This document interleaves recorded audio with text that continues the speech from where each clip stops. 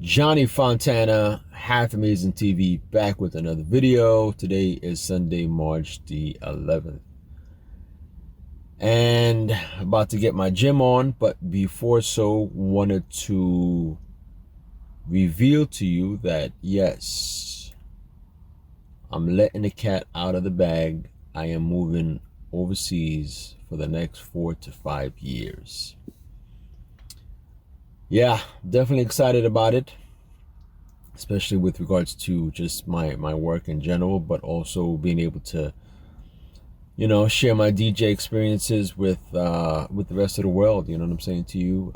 Network, meet some of you folks out there, and I'm really looking forward to it. Like, I'm really excited about it. This is my goal, my dream, and it's finally happening. So one thing for you guys, if you have some endeavors or some dreams or some goals, just keep working at it. I've been working at it for about over 10 years, right? For the ability to go and live and prosper overseas, right? So I'm looking forward to, and I'm thankful for this opportunity. That said, I have a month left from this day, March 11th, before I head over. So I will crank out maybe at least two tutorials and a 1 hour mix, right? Just like my farewell, goodbye. I think I owe it to you guys, right? So yeah, I'll give you a little sneak peek at my next location. But in 2023, I'll be moving to Germany. And so now you know why I've been practicing mon français. Tu sais, je dis que je parle un peu français, mais je comprends tout, hein? So I'm looking forward to my next endeavor. J'espère que, parce que j'avais beaucoup de famille à Dijon et à Paris, so donc I am excited, right? So that said, I'm not gonna go on too much. I have a video locked in for you. It's no tutorial, it's just us chit-chatting, and I hope to see you guys in the future, man. So stay up, right? Chin up, chest out, and we'll see you on the flip side. Johnny Fontana, Half Amazing TV, back with another video. Well, what does that do? How does that change you? Yeah. How does that change the way you're DJing when you're looking? I feel like there's like little moments that I can't even explain. Like just even talking about it, I feel like, especially like in the library, like I love looking as far as I can from the room in the back corner, and there's one guy that's like kind of digging what you're doing, but he's having a drink, and I'm like, "What up?" And he's just like, "Hi." I'm like, "Yeah, man, I see you. We're here. This is it. We're living it." And then it's like, the people in front of me, like, I don't want them to feel like I am the room. We are the room. I'm not the guy. I'm just trying to, cook this room, but we're all cooking this room because I'm looking at your vibe and I'm cooking what I feel like this room needs right now. Yeah. Mm-hmm. Whether it's like, oh, you know what, I'm gonna drop a vocal. You know what, I'm gonna go here. I'm gonna go there. And the minute I win that trust, then it's like, let's go everywhere now. Just wanted to touch on a few things, right? Just where we are in terms of the channel, my thoughts, right? My feelings about the DJ culture, everything else, what I'm seeing, right? Because again, we talked about it before. Clip one, go. It's the role of public intellectuals to be gatekeepers. Gatekeepers simply filters out trash, Okay. and maintains quality. Quality standards, quality control. Make sure the content is correct, ontologically correct, the facts are facts. Battle of Hastings is 1066. Yeah. And finally, he gatekeeper guarantees discoverability. He ranks. Yeah. He says, in this field, the best book is this. Okay. Second best is this, etc. So he provides you with three services. Quality, so he filters out trash. Discoverability, tells you which is best, which is not so good. And he guarantees the reliability of the information you're getting. Okay.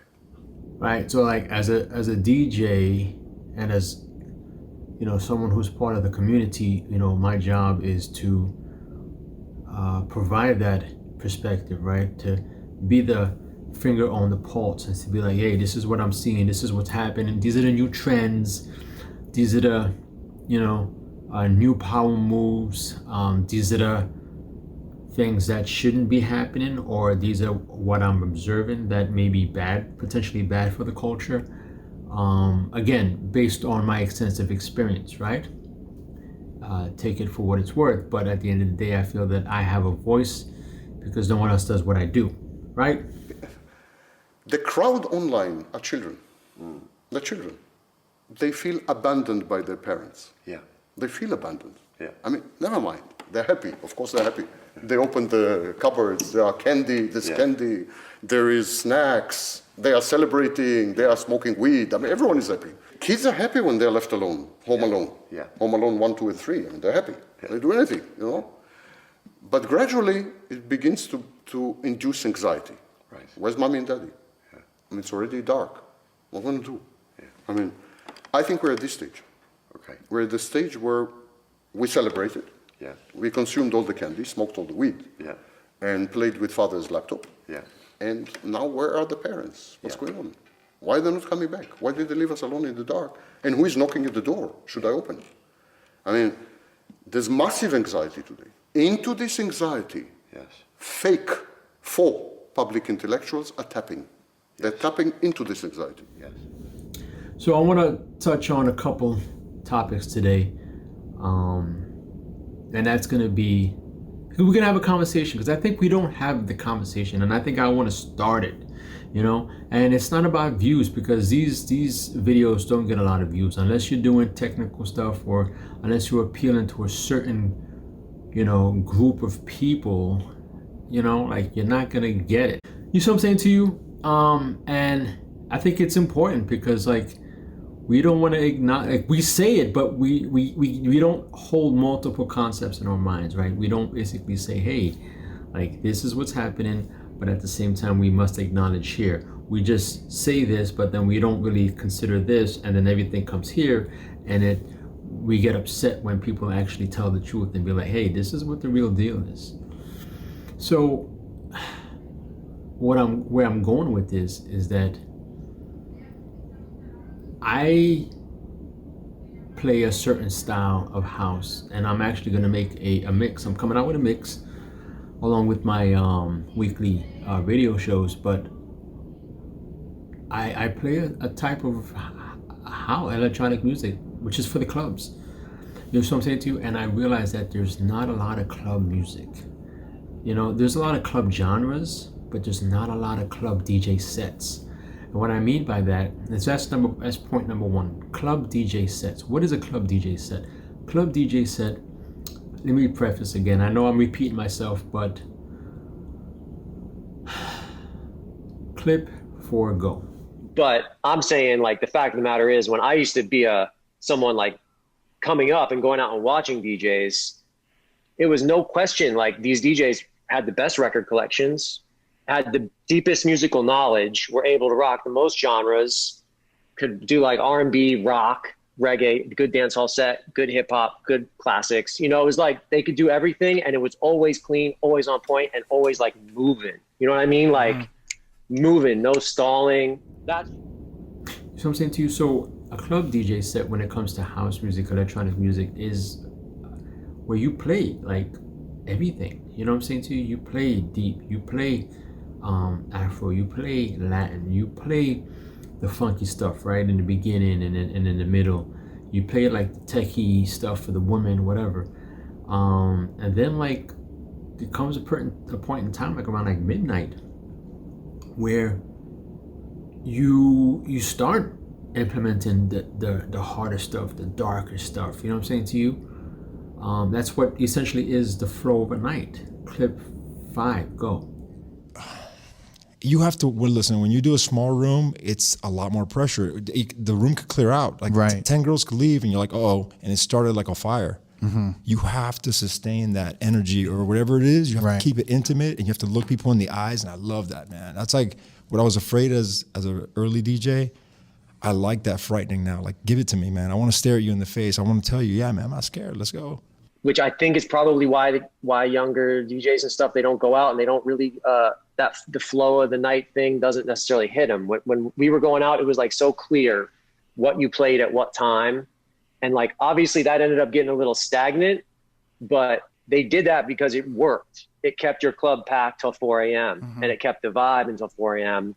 I think for a young person, it's probably really hard to like go to a club and like get a sense of a flow of a night, especially if there's 4 DJs. But even if there's one DJ and they're going from, 70 BPM Migos up to, Tiesto and all in the span of this hour almost, it's like, it's just different, it's a different vibe.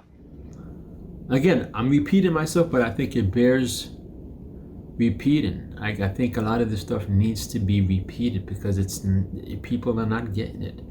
A lot of people are not getting it, and I'm going to repeat a lot of this stuff in my various tutorials until people start realizing it, because each time I repeat it, it's within a different context. So it's like, oh, I'm applying it to this context, and I'm applying it to that. I'm applying it to that tutorial. I'm applying it to this discussion. So then it means that it has some relevance, right? So going back to the club DJ set, I've been listening to a lot of your mixes, and granted, yes, I'm not a fan of like playing an entire set of one style, but I do that, so I can't be a hypocrite about it. However, yeah, man, it's like I've fallen on my face a lot, and I've been looked at, or I've been, suggested what I should do a lot, and that just built my confidence. It's helped me build my confidence. I still work on that, but man, it's scary sometimes, man. When you don't get the room like erupted how you think, and you're throwing every trick out in the book or what. Does that still happen now, though? It still happens, man. It does. Yeah.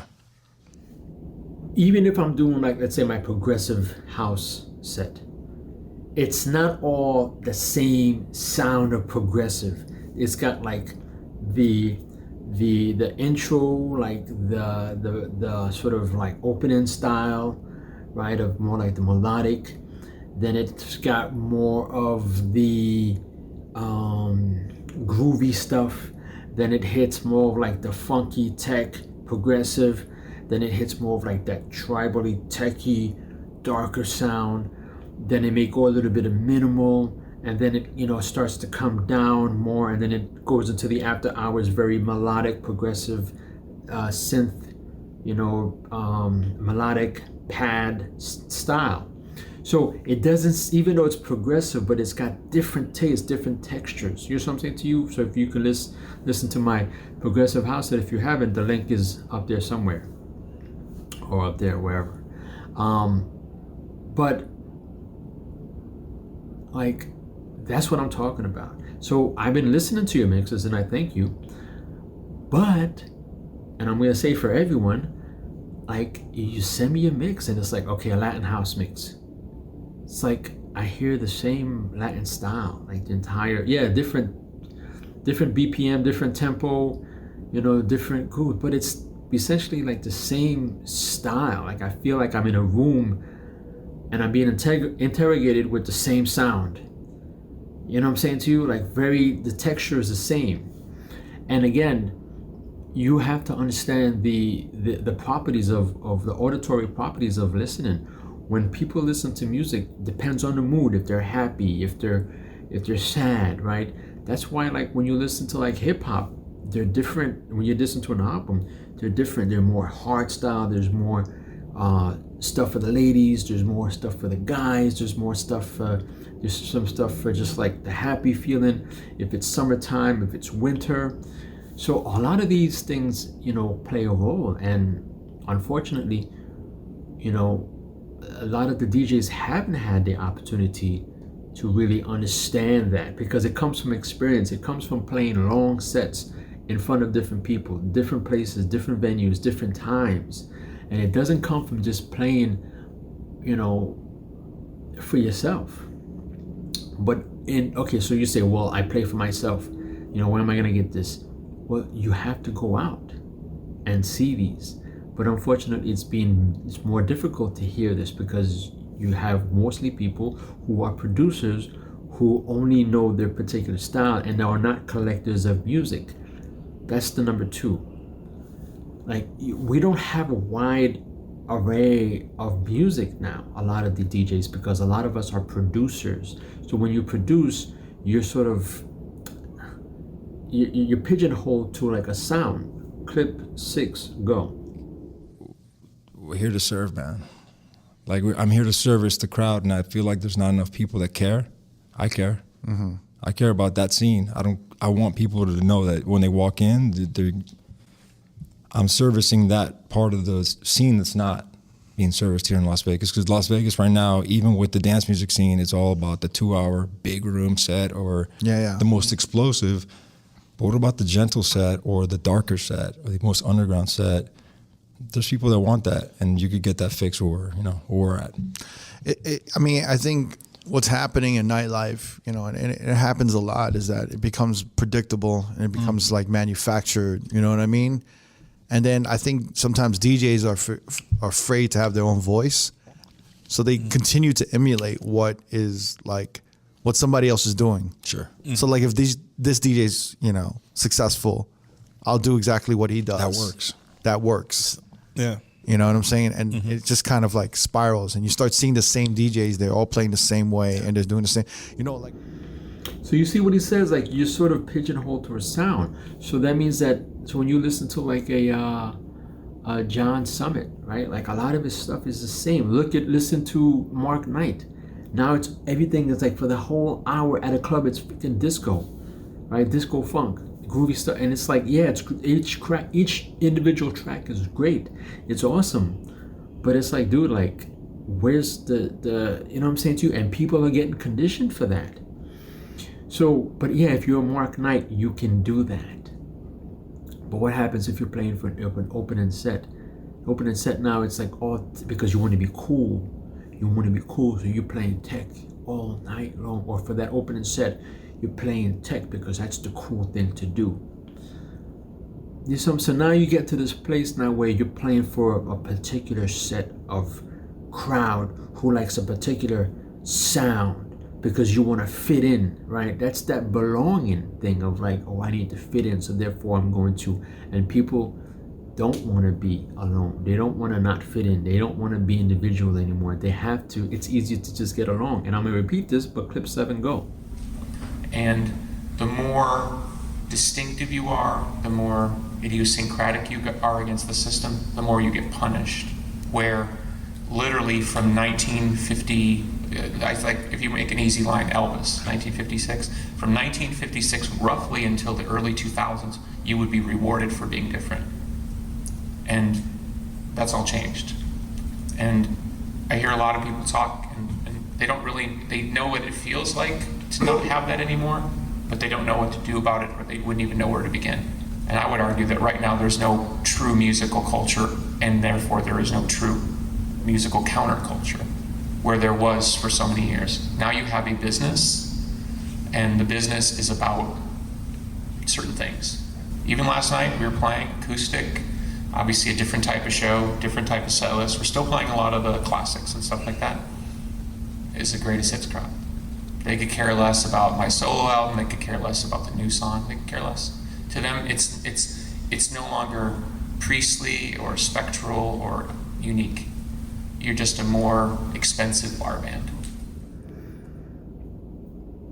You see what I'm saying to you? So it's important. So we covered number 1, which is, club DJ set, but it also goes back to 2 of like playing an array of sounds. So when I did I have another mix tutorial of Latin house, and that's one of the key points that I made, was that a DJ was like, hey, where can I get this sound? Where can I get this sound? Where can I get this Latin sound, this type of Latin sound? Like he wanted that particular Latin sound. It's like, dude, like you can't try to find just that Latin sound. Like it's going to come. You know, you're gonna, every week you're gonna get music, and then eventually you're gonna fill your folders up, and then you're gonna realize, oh, this sounds like this sounds like this sounds like this. And then you're gonna, oh, well, I can mix this with some funky stuff. I can mix it with some deeper stuff. I can mix it with some progressive stuff. I can mix it with some funky stuff. And then it'll just all go in, but you play 2 tracks of this and then 2 tracks of that, but not going from like deep tech to like, you know, progressive funk or whatever like that. You go from like deep tech to like groovy funk, you know? So the range is not so, you know, so what do you call it again? So it's not so so wide. It's not so deliberate, right? It's not so opposing, right? It's just mild, and so you can go. That's why when you're playing funk, you're playing the groovy stuff. You can go from Latin to funky to groovy to deep because it's all here, right? When you start playing the more aggressive stuff, then you go from aggressive to do, like, I watch like big time DJs. Like when I say big time, I'm gonna say his name. All right, like when I watch play on, because he has a lot of like Instagram stuff, dude. Like he'll play like maybe playing some really stuff with some vocals, some drums, and all of a sudden like it'll go to some like really like organic, ethnic, like drum rooted sound like that you'd find like in the caves of Africa or caves of Peru. And I'm like, dude, like where's that consistency? You know what I'm saying to you? And again, it's like, and this is point 3, like not everyone has the ability to do it, dude. Like that's why, and I've said this in my other videos, like that's why I love what I do, right? Like, cause what I do is so rare. Like, it's not just to be able to put a set together, right? But to be able to play different sounds and to keep a tempo and to be able to like set up 3-4 tracks in the head and be like, all right, I got this. So I'm in this lane right now, right? I'm in this genre, and I'm gonna, or not even that, like, cause you can go from like I'm in this lane and I have this track within this lane, like 3-4 tracks ahead. But no, I'm gonna play this lane of genre, right, of subgenre, but I know I want to get to that lane. So then I'm gonna have to play this lane, drive it a little bit, and then I'm gonna have to jump over into this lane, but I eventually want to get to this track in this lane. So I'm thinking so far ahead that I'm in this lane here playing like, let's say, some groovy stuff, but I want to play with a little bit more techie stuff. And I'm like, yeah, I'm gonna get the techie, but I have to work it though. I can't play that techie track here. I'm gonna have to play 3, 4, 5, you know, in advance before I get to that song, because I really want that song and I want the reaction of the people. Then when we saw each other that last week, he just, you know, we were talking. He's like, yo, man, like, I just want to say you were absolutely right 4 or 5 years ago. Like, I really didn't realize how to like open a room until I started DJing 6 hours, and I realized that there's an arc to a night. And he's like, I didn't realize some of the shit I was playing could have been played 2 hours later, and I could have been, you know, he's like, I didn't really realize it till I started DJing the whole night and really like having to go through a whole catalog of music. So I think it's his first time really doing the whole night. So, but he learned about the arc on like how to hold back songs and how to slowly build it up and then really hit him over the head, and then kind of like bring it back down right before closing, but then bring it back up. You know what I mean? So he was just, and we was talking about it, and it was one of those things where I thought it was kind of beautiful that he understood it like later on, like that we were able to have a conversation about that. And it's skill. It's not something that you just pick up. It's not something, and it's not something that, oh, well, I'm just going to just play it. I'm going to wait till like, you know, a good time and I'm going to play that. No, it's like I'm building it. And every track is on point, and it's like boom, boom, boom. And it's not something that you did in advance. It's something that you're doing on the fly because you know your music, because why, it comes from a space that's deeply embedded, right?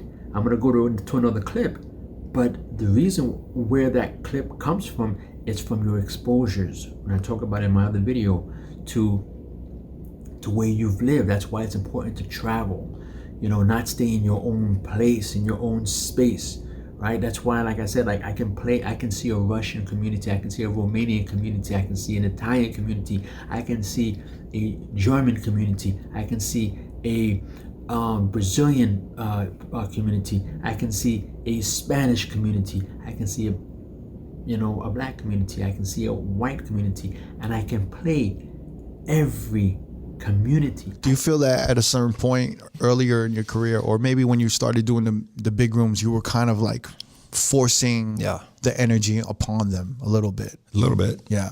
And what do they want to hear? Yeah. Let me guess. Let me try to see, like, what do they want to hear? Like, almost like mathematics a little bit, right? Yeah, those people sat down. Those people stood up.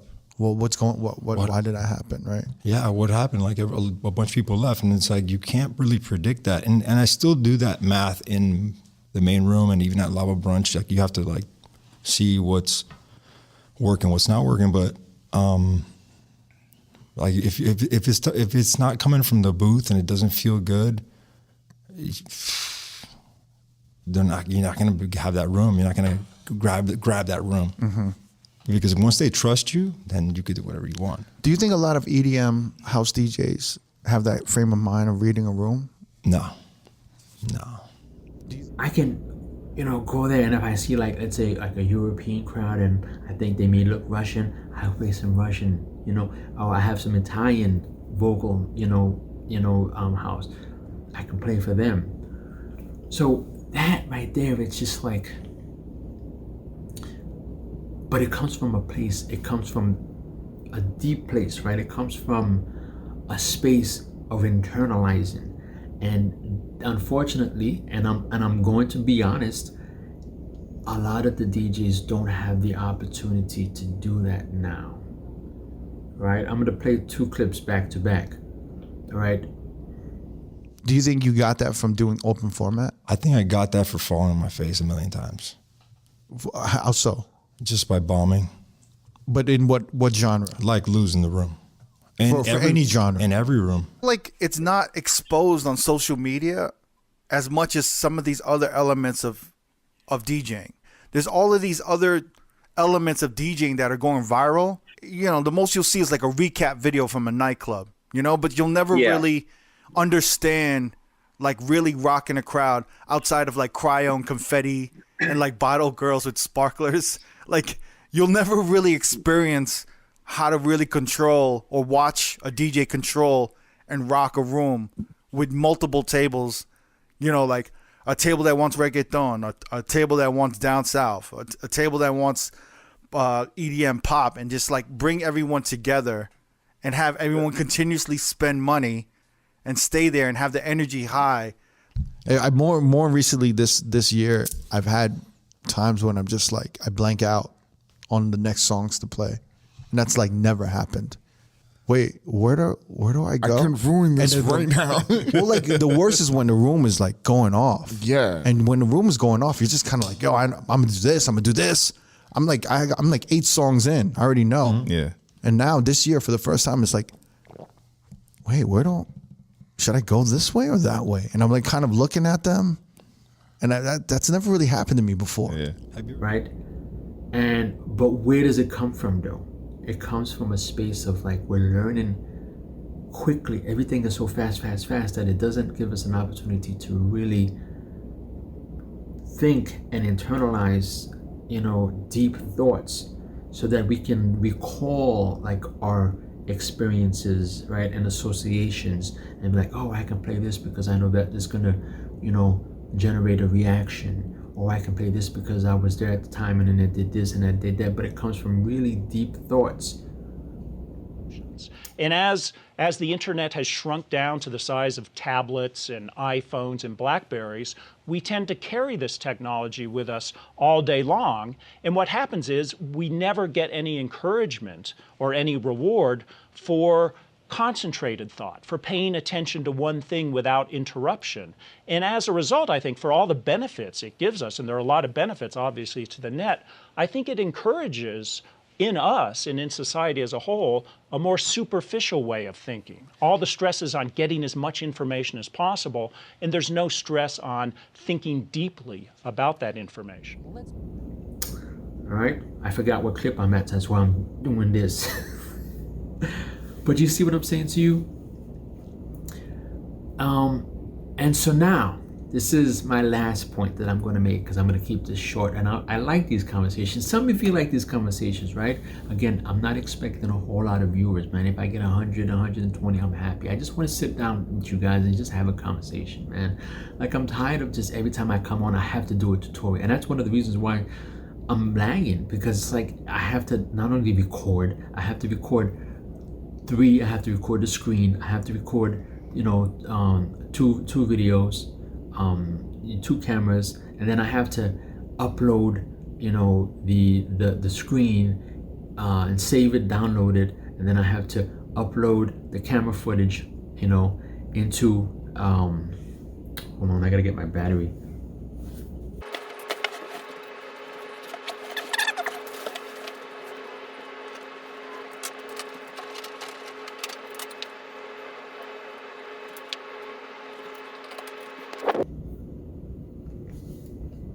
All right, so we're back. Sorry about that. My battery died. So, I want to touch on this last topic. I think it's important.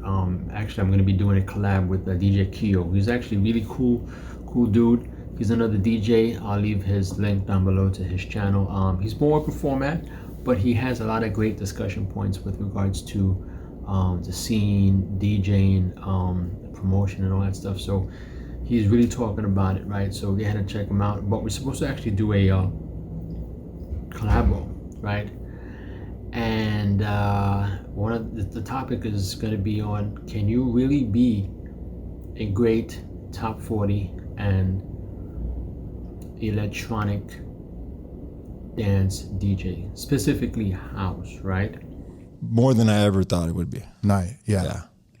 And then in the beginning, right, you didn't really start getting the main room shots for you to just DJ house until late in the 2000s when the EDM started popping off a little bit more. Yeah. Right? Yeah. Because from 2005 to what would you say, 2009? Yeah, 9. It was like open format. Yeah. Yeah. But that's why you're a house DJ. I love house, man. Yeah. I love the house because it reminds me of like Earth, Wind, and Fire, like that tempo, like that, like open format. I could do open format, but yeah, the harder house, I never felt like it had enough soul for it, but I could do it. You were a good open format DJ, though. Yeah. I don't know. I just don't. I just want to groove. I feel like I'm fighting for my life when it comes to open format. It's like torture. Yeah. A little no, bit. it's not. Nah, a little bit. Listen.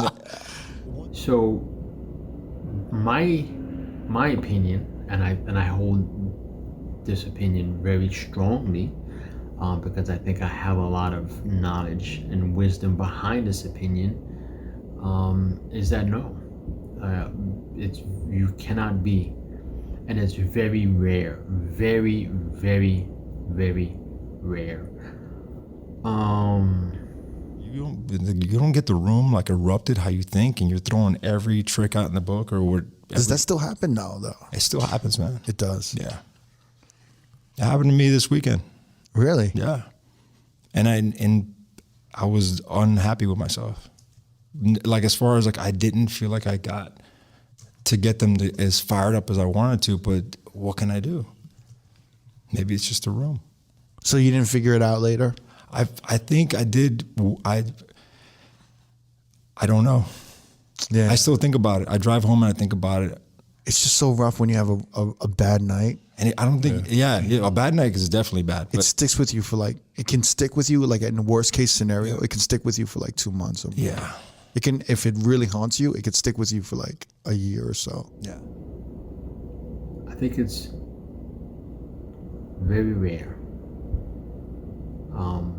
The reason why I say that is because, notwithstanding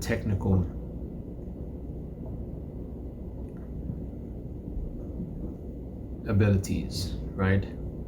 Anyone can be technical, but we're talking about programming, right? Having a deep selection, having a great understanding of when and where to play certain styles of music. And when I say house, because and all that derived from house is because you can't play minimal everywhere. Like, it's just the fact. You can't play progressive everywhere, right? You can't play tech everywhere. The same way you can't play, gutter rap, and trap everywhere. You can't play R&B, slow R&B everywhere. You can't play, classics everywhere, right? So the point that I'm making is that you have to have a deep selection, and especially when it comes to top 40 at a nightclub, you have to be able to play these different selections, right? Here's another clip, go. In open format, it was just like, especially if I don't do it for a while, I could tell like, oh, they're not really buying this because there's a bunch of new stuff that I'm not playing, or this is old, or this room is too young. Like, yeah, man, it's like. So when you read with regards to electronic music, right, can you then take that and also have that deep selection for electronic music, right? But also be able to do that with house, with top 40. That's a lot of music. Like, you have to, and not only that, it's like, when I say top 40 no longer is just, hip hop, R&B, and alternative, rock. No, it includes now reggaeton, salsa. Do you know your classic salsa? Do you know your classic merengue? Do you know your classic bachata? You see what I'm saying to you? Do you know your classic reggaeton, right? And the new stuff, and the old stuff. So that's not considered classical. You see what I'm saying to you? Can you, and then, but that, and include that in a great reggae set.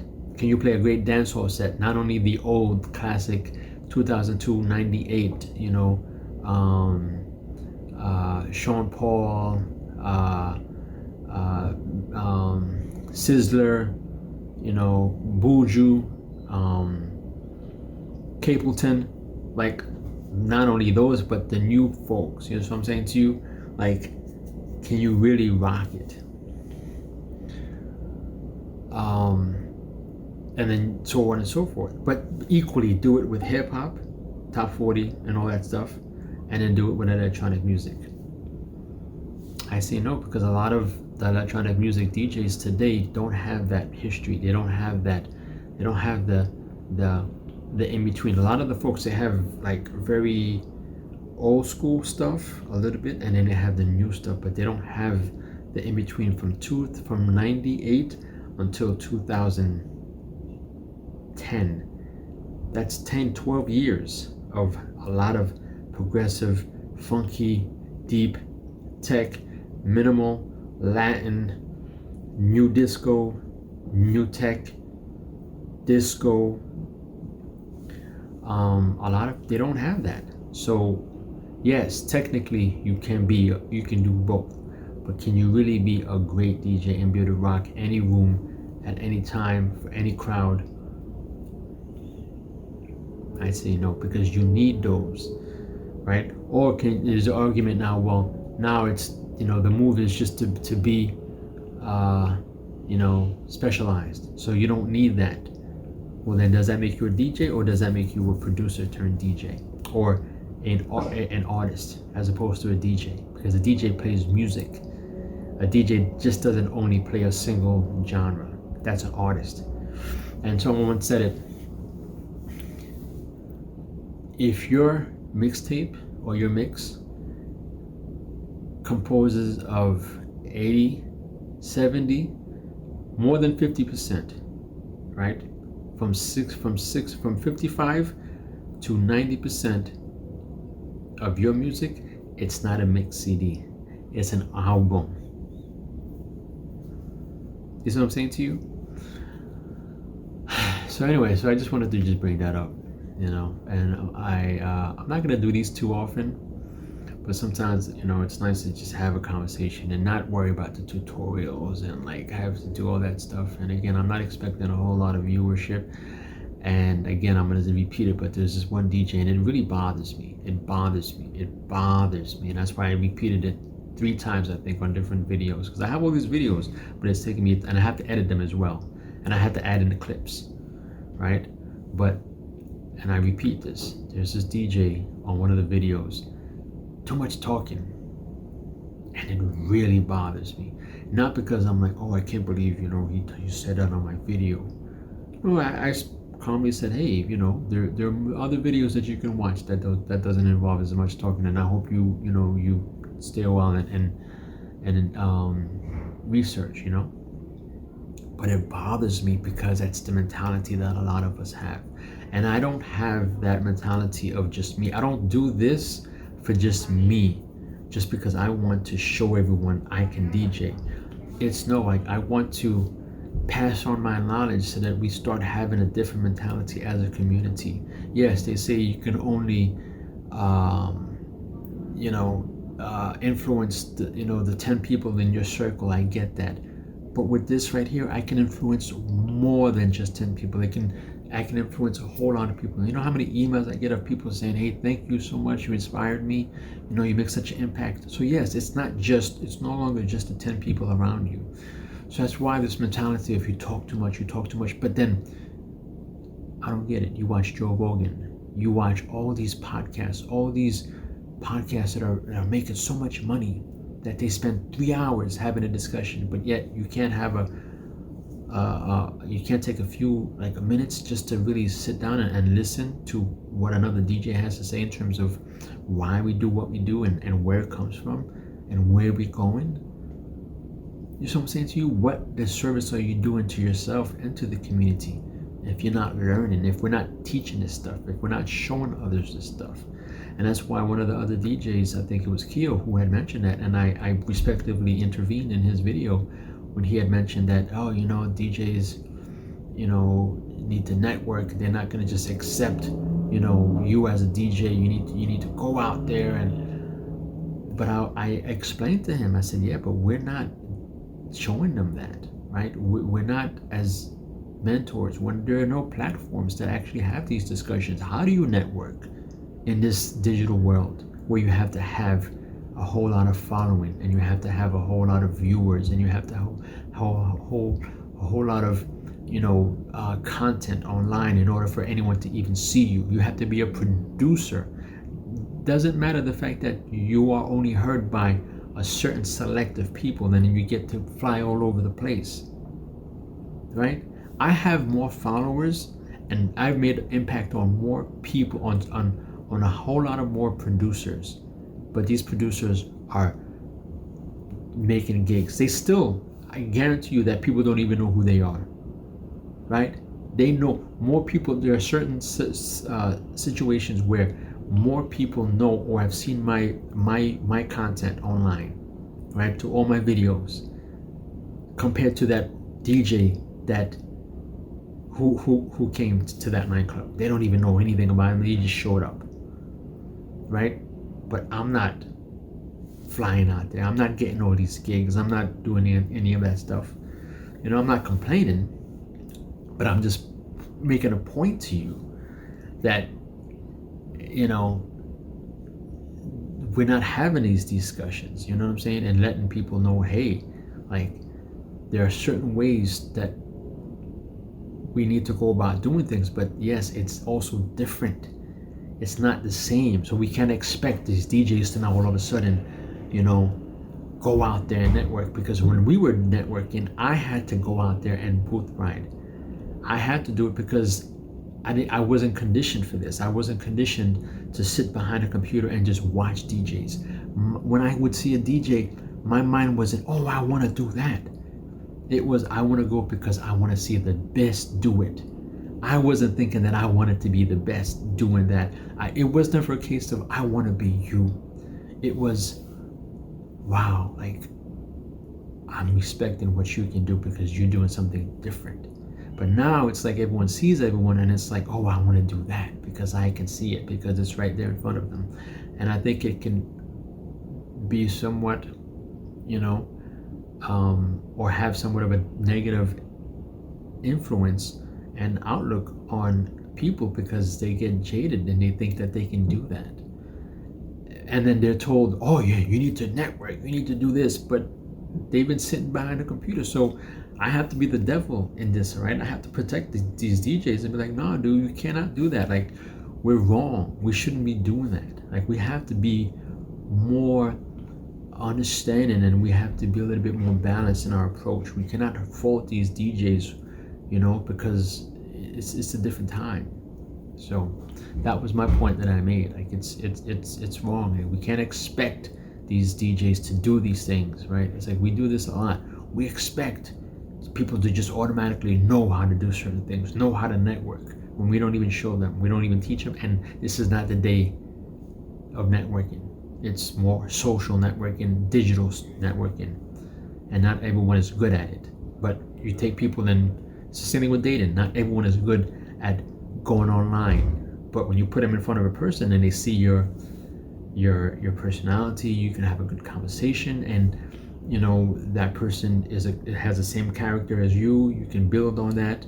You see, whether or not they're interested and it's gonna last. You can work with that, but we don't even discuss that. And that's why you have online videos where people are teaching people how to pick up women, and how to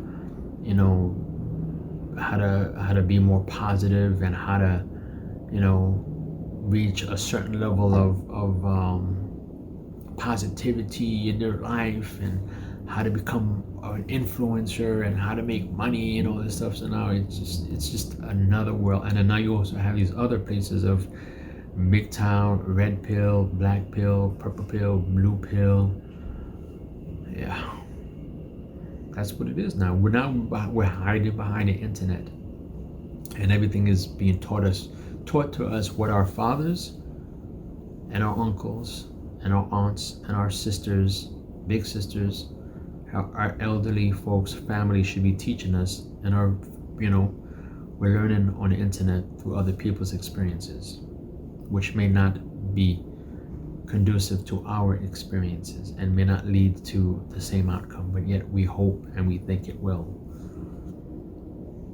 And there's a lot of false hope and a lot of dreams that are broken because it's just not working. But on a happy note, I'm safe, I'm alive, and I hope you are too, and I hope you guys are getting this, man. And again, this is not for everyone, right? This is not for everyone. It's for like the 50 people who watch this. And I'm proud and I'm happy to only have 50 people who watch this, because I'm comfortable with this. And you got to be comfortable too. And you know what? Another clip. Go ahead. My mental health. You said like you're not on Instagram, or you're as much as like you're not. I just don't feel like it gives me anything, and I don't have anything to give. Like I'll tell my story if I have something to say, but if I don't, I check out. So when I notice that when I post something, I get a lot more traction when I don't. If I'm constantly putting, people get like I just feel like they're not watching it. But I don't have something to say every day. I don't. Mm-hmm. I like hanging out with my kid. I like hanging out by myself. I like hanging out with my wife. Yeah. Mm-hmm. I don't have time to like tell you what I'm doing play by play of my life. Mm-hmm. Like I'm living it. I'm kind of in the same like area that you are with social media right now. You got to be you. Like you, I think we're all going to look back 10 years from now and be like, man, I wasted a lot of time on this.